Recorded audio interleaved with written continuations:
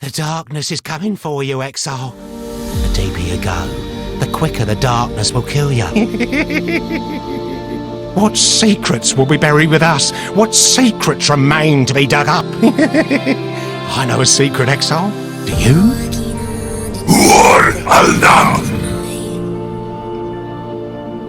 Bones everywhere. Walls of bones. Pillars. Piles and piles and piles. All different sizes. Child-sized bones.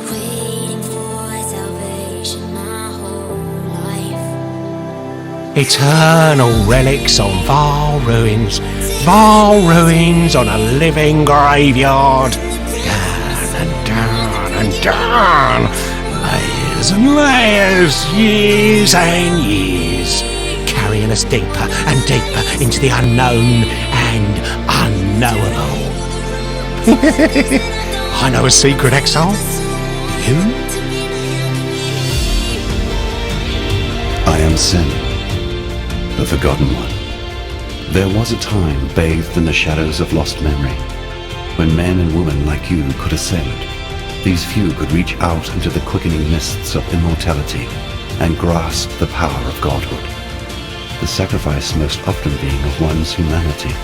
Those of us who seek the immortal throne live long enough to see ourselves become truly monstrous.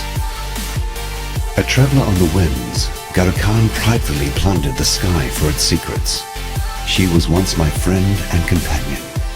Like winds erode the sandstone, Garo-Khan has been warped by the same powers she enslaved. This is not my goddess. It was for Garo-Khan that I sowed the dark ember within the depths of Highgate. The ember is a seed, the black core of the beast's heart. It is the pure, undiluted essence of corruption, all of its power, the stupefying effect it had on us gods. It all dwells within this dark ember. When love cannot be slain, it must be laid down to sleep.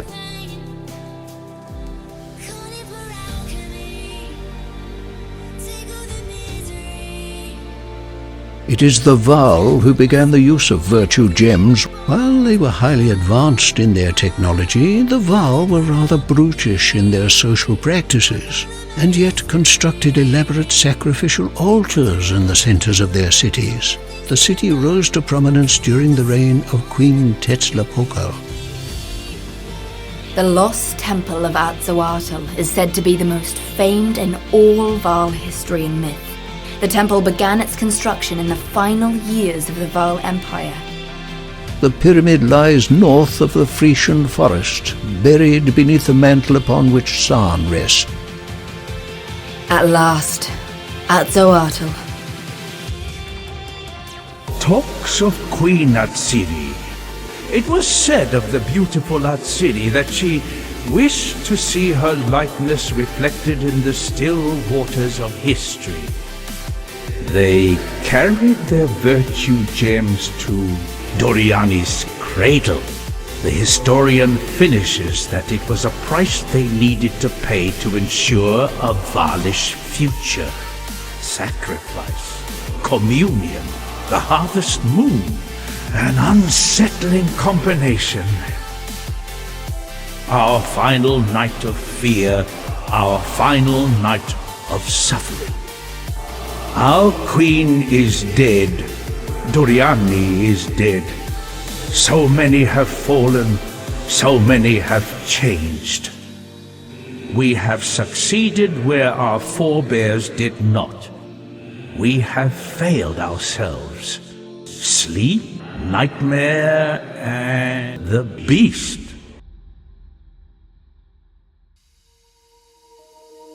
The Azmiri, the culture that descended from the Azmirian mountains and founded the Eternal Empire. The Eternal Empire was founded by Crusaders, men and women just like you.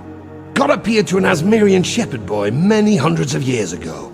He told that boy to lead his people from the mountains of poverty down into the forbidden lands where prosperity awaited the bold. There he was to build upon the bones of the fallen and found a nation of the faithful. That boy was Veruso. the Prima Imperialis, first Emperor of the Eternals.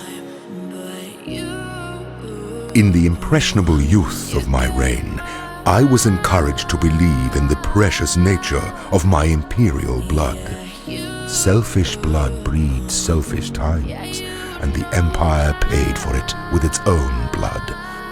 The Asmeri were the first culture known in history to use trials of strength, wisdom, and spirit to select its chieftains. Ancient traditions of Asmerian ascendancy.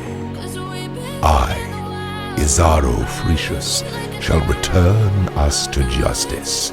I shall build the greatest Lord's Labyrinth in Asmerian history, and my successor shall be chosen by the goddess herself.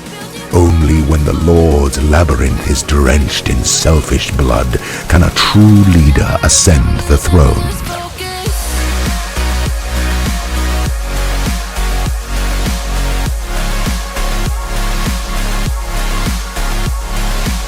The goddess is watching. Justice will prevail. Should she find you worthy, you will be given the loyalty and love of an empire. The Lord's Labyrinth awaits you. Choose wisely, strike quickly, trust completely, and may you find the ending that you deserve. The same day that Varuso planted his banner on the soil of Sarn, the Parandas family built the first market stall. Over the centuries, the Frecius family had blocked our every attempt to gain the throne on the scandalous basis that our blood was not of imperial quality. Without Izaro, the Parandas name may never have come to be associated with the throne. Chittus was shaping up to be the greatest leader since Varuso. My nephew's gembling thaumatocracy would have made the Empire truly eternal. Chittus thought that the gemling was the pinnacle of human progress. These glorious gems have brought us within spitting distance of godhood, he once said. The High Templar at the time, Vol of Thebris, thought they were a perversion. He wanted the Empire made pure, cleansed of the stain of thaumaturgy. Vol of Thebris, High Templar of the Faith, the man chosen by God to lead the glorious Purity Rebellion.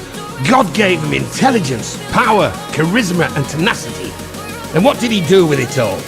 Devoted it to the stupidest idea in the history of humanity, the destruction of thaumaturgy. Vol thought of himself as Wraeclast's savior. He ended up being Wraeclast's destroyer. Thaumaturgy isn't a sin, Exile. Vanity is. Sarn fell in the course of an hour. A tempest raged down from the mountains and engulfed the city, throwing it into midday darkness. Nature is what nature is. There was nothing natural about the cataclysm. I vowed to care for this empire with my eyes open. I lied to my people. I lied to myself, blinded by my lust for purity. I have failed you, my empire of purity. Do not forgive me, but please, I beg of you, survive me.